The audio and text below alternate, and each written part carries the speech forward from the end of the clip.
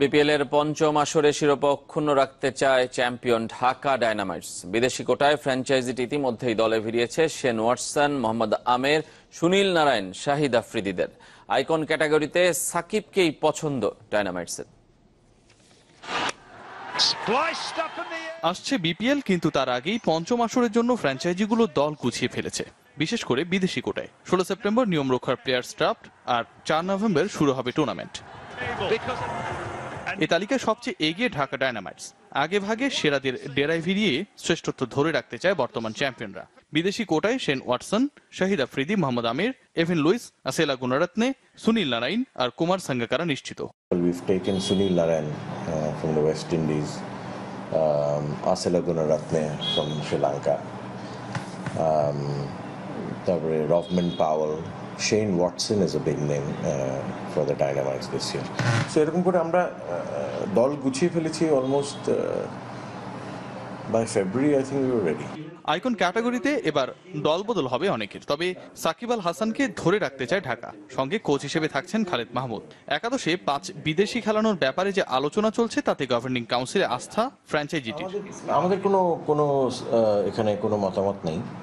4টা হলে 4টা, 5টা হলে 5টা, আমরা তো 4টা খেলে এসেছি। হোপফুলি ইনশাআল্লাহ if you are allowed to retain an icon player, Shakib থাকবে। বিপিএলে বিপুল বিনিয়োগের পরও আন্তর্জাতিকভাবে এর প্রচারণা ও ইমেজ বৃদ্ধিতে ক্রিকেট বোর্ডকে পরামর্শ ডায়নামাইটস প্রধান নির্বাহীর। Locally we are very happy. Locally the exposure is there, but unfortunately ওই এক্সপোজারটা গ্লোবালি আমরা যতটুকু চাচ্ছি অতটা হয়তো রিচ করতে পারছি না।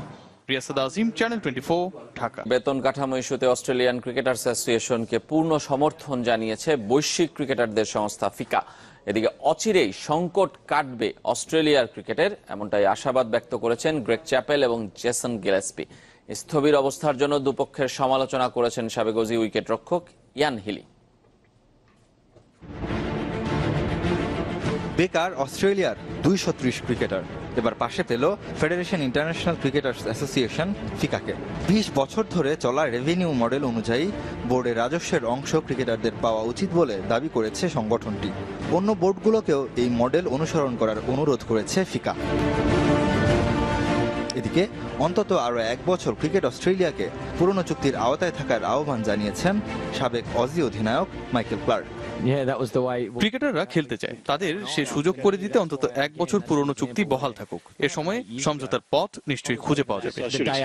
দেশের ক্রিকেটের কথা চিন্তা করে দ্রুত সমাধানে আসবে দুপক্ষ, আশাবাদী অস্ট্রেলিয়ার টিম ম্যানেজমেন্ট। আমি বিষয়টিকে এতটা খারাপভাবে দেখছি না।